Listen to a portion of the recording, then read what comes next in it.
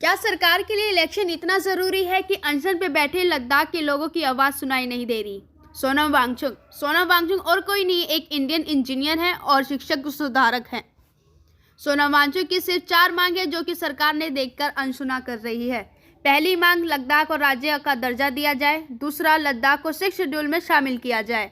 तीसरा, लेह और कारगिल का संसद में अलग अलग सीटें दी जाए। चौथा, लद्दाख लोकसभा आयोग का गठन किया जाए।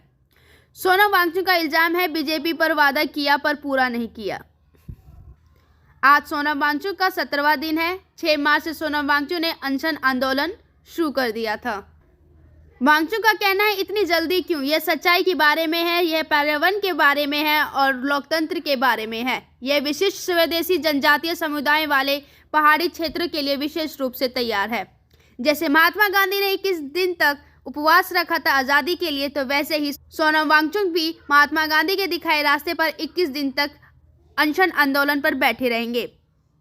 उनकी मांग लद्दाख के एनवायरनमेंट और पर्यावरण को बचाने के लिए है। देखिए छोटी सी वीडियो जिसमें सोनम वांगचुक ने क्या कहा। में जो भ्रम फैले हैं, मिथ हैं, वो साफ कर दूं। पहली बात तो अभी के सरकार के काल में लद्दाख के साथ बहुत बड़ा धोखा हुआ। 2 बार उन्होंने चुनावी घोषणा पत्रों में लिखित में वादे किए कि लद्दाख को 6वें शेड्यूल में संरक्षित किया जाएगा और उसी के बुनियाद पर 2 बड़े चुनाव भारी बहुमत से जीते, मगर उसके बाद उन्होंने पैर खिसक लिए और अभी तो साफ मुकर गए।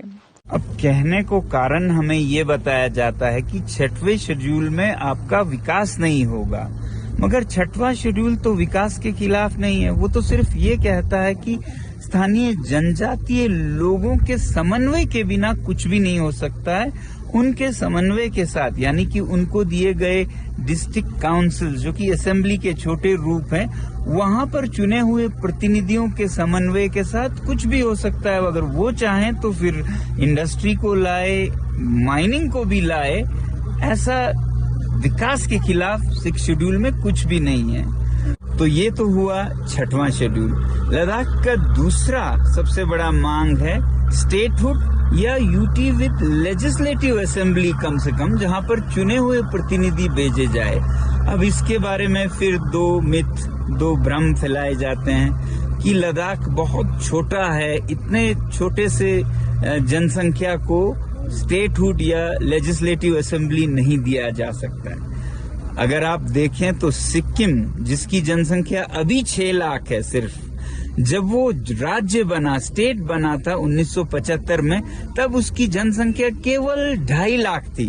तो करना चाहे तो सब कुछ मुमकिन है। 15th day of climate